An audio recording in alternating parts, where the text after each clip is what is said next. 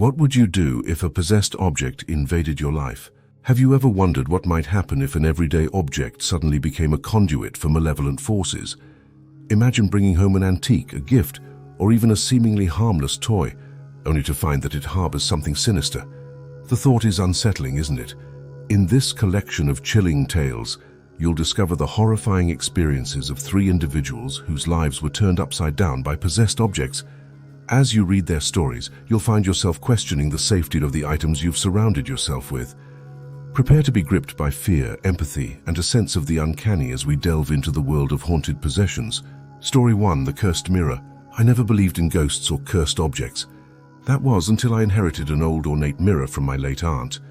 Aunt Margaret was a bit of an eccentric, always collecting strange and unusual artifacts.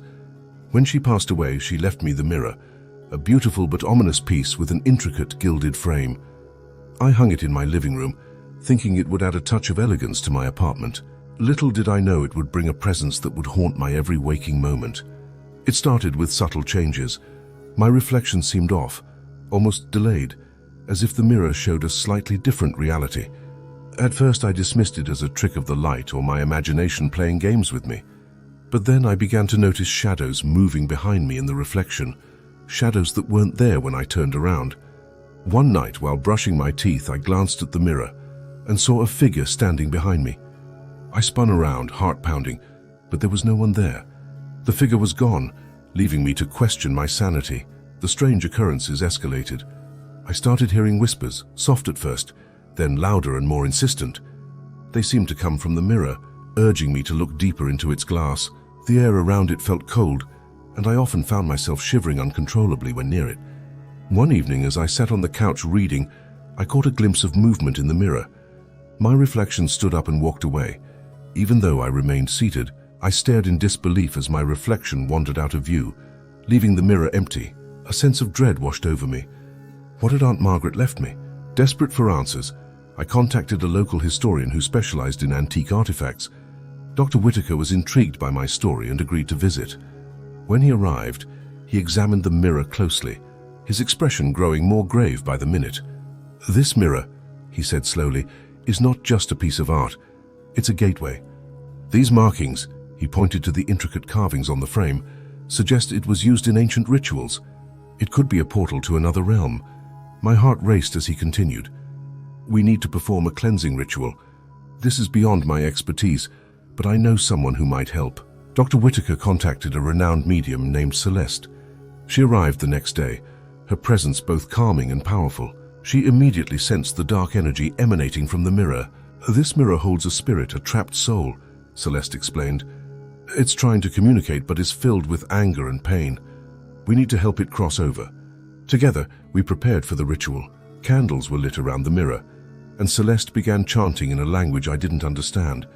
The air grew colder, and the whispers became louder, more frantic. Suddenly, the mirror's surface rippled like water, and a face emerged, twisted in anguish. Celeste reached out, her voice commanding, "You are free to leave this realm. Cross over and find peace." The face in the mirror contorted, then dissolved into the glass. The room fell silent, the oppressive cold lifting. The mirror returned to its ordinary state, its surface reflecting only my relieved and exhausted face. I decided to keep it, not as a reminder of the terror, but as a testament to overcoming it. Celeste and Dr. Whitaker became lifelong friends, their support helping me heal from the ordeal. Even now, years later, I sometimes catch myself staring into the mirror, half expecting to see something beyond my reflection. But it remains just a mirror, its power gone, leaving only the memory of a haunting that changed my life forever. Story 2: The Haunted Music Box. On a sunny Saturday morning, I decided to visit the local flea market. I loved the thrill of finding unique items, each with its own history and story. As I wandered through the stalls, I stumbled upon an old music box.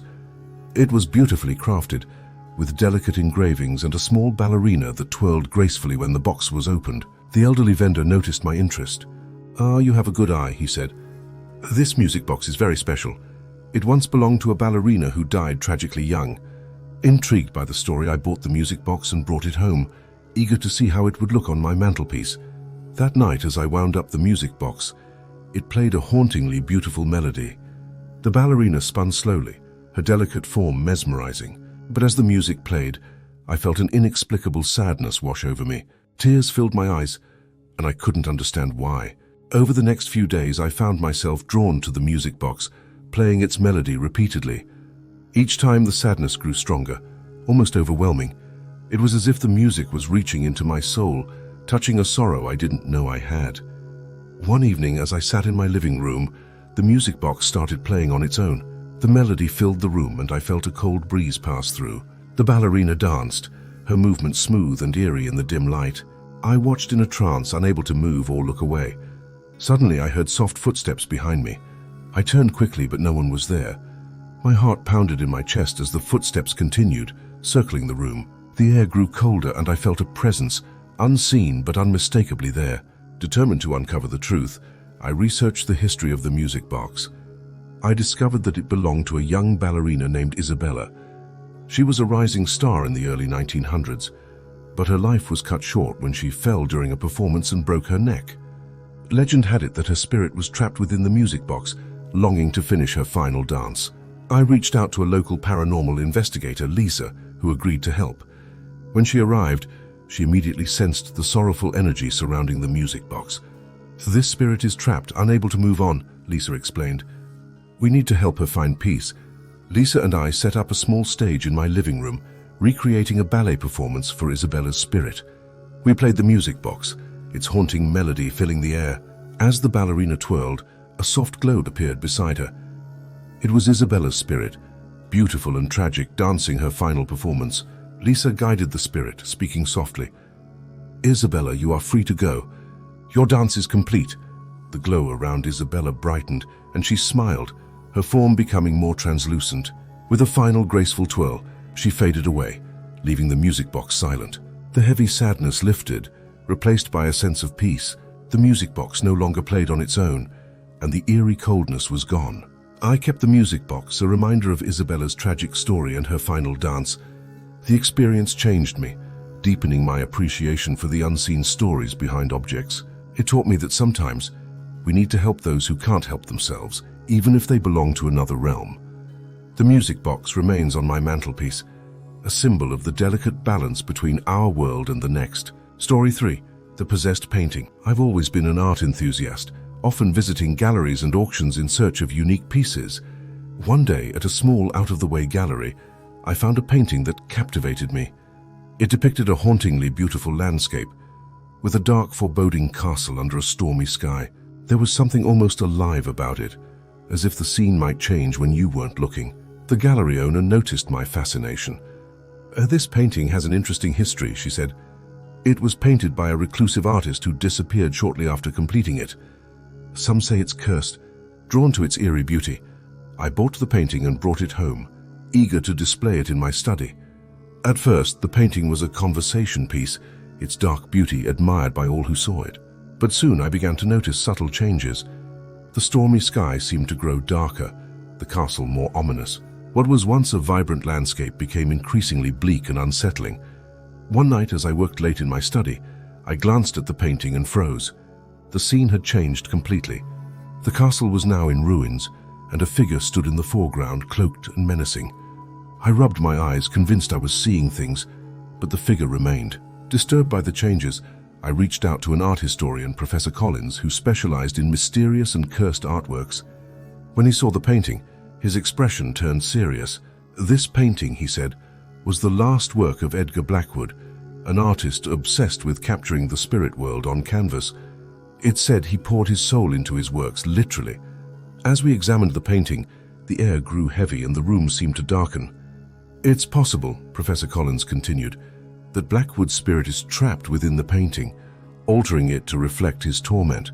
The painting's changes became more frequent and disturbing. I saw figures moving within the canvas, shadows creeping along the landscape. At night, I heard whispers coming from the study, voices filled with despair and anger. One particularly terrifying night, I woke to find the painting glowing with an unnatural light. The cloaked figure in the painting had stepped out, standing in my study.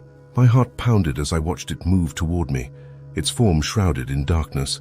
It reached out and I felt an icy grip on my soul. Just as suddenly as it appeared, the figure retreated back into the painting, leaving me gasping for breath and drenched in sweat. Desperate to end the nightmare, I contacted a renowned medium, Jonathan, who had experience with haunted objects. He arrived and immediately sensed the dark energy emanating from the painting. "We need to communicate with Blackwood's spirit," Jonathan explained. "We need to understand his torment and help him find peace." We conducted a seance, Jonathan calling out to Blackwood's spirit. The room grew cold, and the painting began to shimmer.